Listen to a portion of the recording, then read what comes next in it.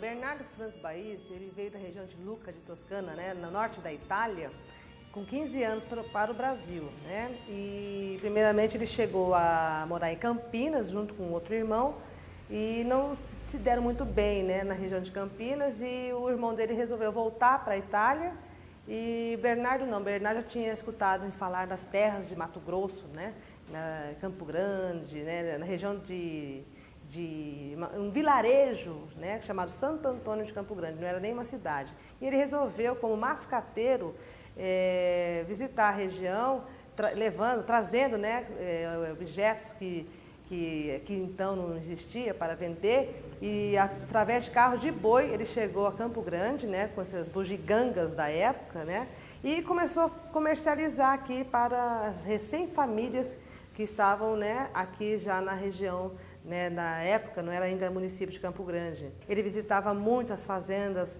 né, no interior aqui, e numa dessas fazendas ele conheceu o seu Carvalho, um português, né, e na região de Coxim, e se apaixonou pela filha dele, Dona Amélia Alexandrina. E ele queria casar com ela. E o fazendeiro, né, seu Carvalho, falou: não, minha filha só vai sair daqui com um genro que apresente bons dotes.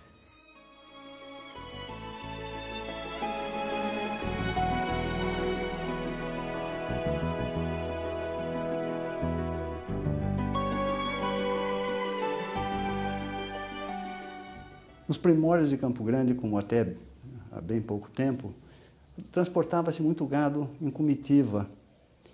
E as comitivas percorriam essa área toda aqui do sul.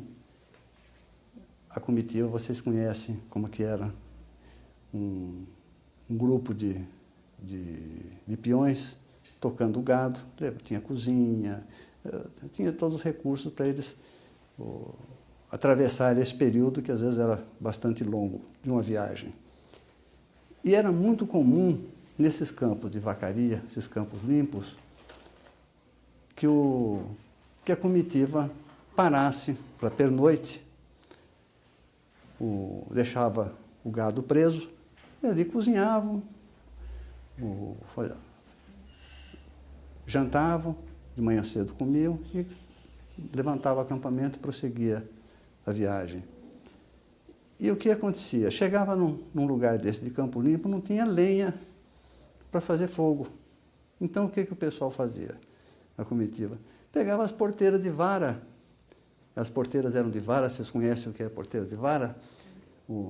Era uma porteira feita com vara de pororoca, vara encontrada no mato. Pegavam, cortavam as varas da porteira e faziam fogo para fazer a refeição. O fazendeiro ficava possesso. Punha um jagunço lá, um barbudo lá com uma carabina para evitar que o pessoal fizesse isso. E meu pai contava que meu avô, sabiamente, fazia o seguinte: ele deixava cada porteira daquela um monte de lenha rachada. Então o que o pessoal fazia? Pegava a lenha, não estragava a porteira dele, ele não brigava com ninguém, e era bem quisto pela turma. Eu acho que é uma filosofia fabulosa dele, pacifista por excelência. Uma casinha, acho que de madeira, e bem no centro da Avenida Afonso Pena, comprida, com vários quartos, onde Bernardo, já com a sua esposa, Amélia, que ele conheceu numa das andanças, filha de um português, Manuel Carvalho, vindo de Coxim. Amélia foi a sua consorte e foi com quem ele formou a sua família.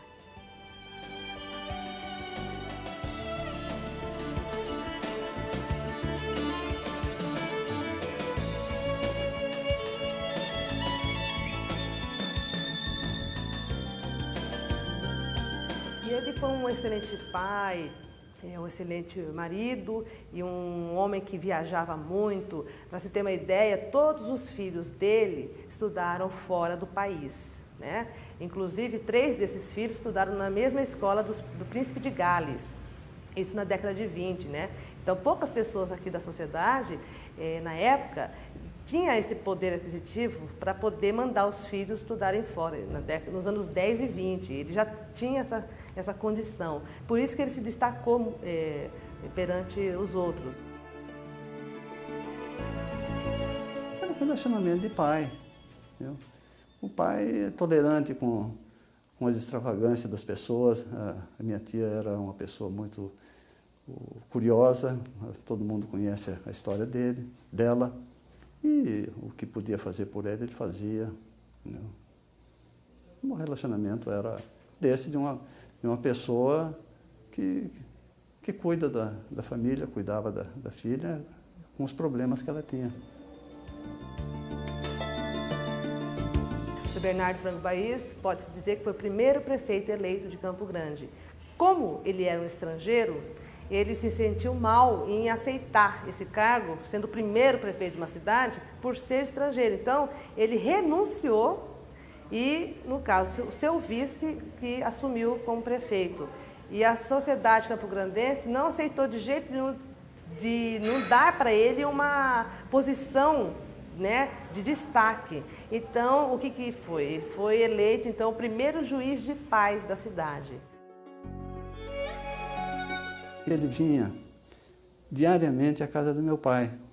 Ele morava ali onde é hoje a Morada dos Baís, ali a Pensão Pimentel. Atravessava o trilho, subia pela 15 e vinha à nossa casa, a casa do meu pai, que era aí em frente à Matriz de Santo Antônio, na 15. E numa dessas vindas, entendeu? Ele era surdo, como eu também sou, entendeu? E no passar o trilho, ele não viu que o trem vinha. E ele foi atropelado pelo trem. E foi bastante machucado, foi para o hospital e acho que no dia seguinte ele morreu.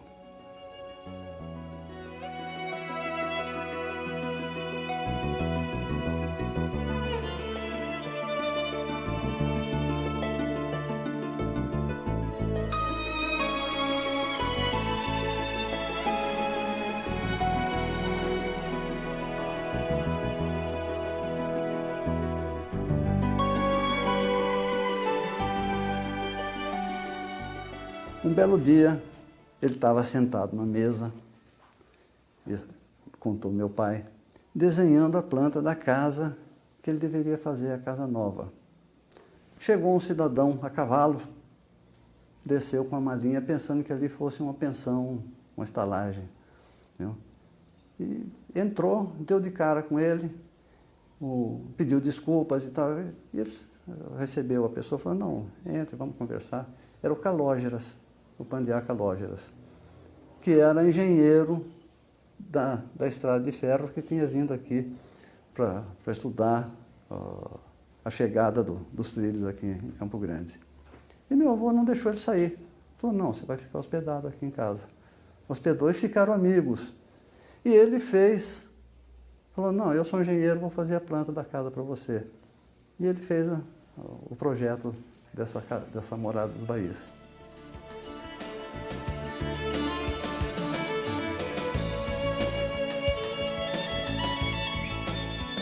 Foi em 1913, ano em que Bernardo Franco Baís começou a construir sua casa. Este foi o primeiro sobrado de alvenaria feito aqui em Campo Grande. E hoje, após o tombamento feito pela Prefeitura Municipal, funciona um centro cultural e turístico que leva o seu nome.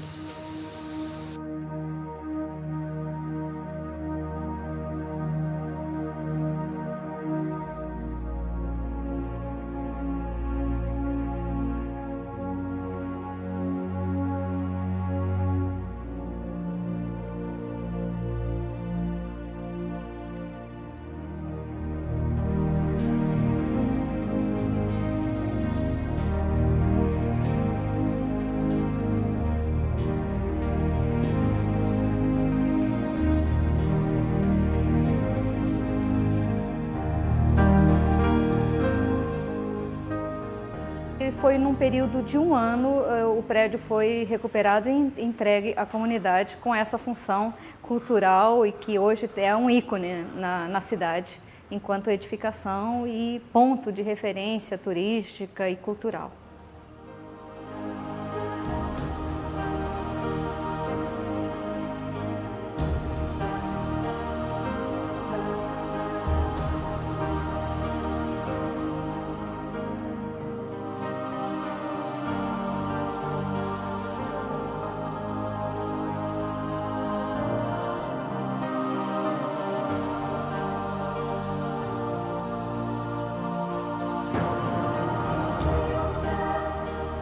Me sinto muito orgulhosa quando passo ali e posso observar aquela casa onde o meu pai, que era primo de minha mãe, a minha mãe, os meus avós e os meus bisavós, ouviram o canto do sabiá, admiraram o pomar que ia até o córrego, ao longo de toda aquela avenida até o Colégio Oswaldo Cruz e subia até a 14 ou mais do que a 14.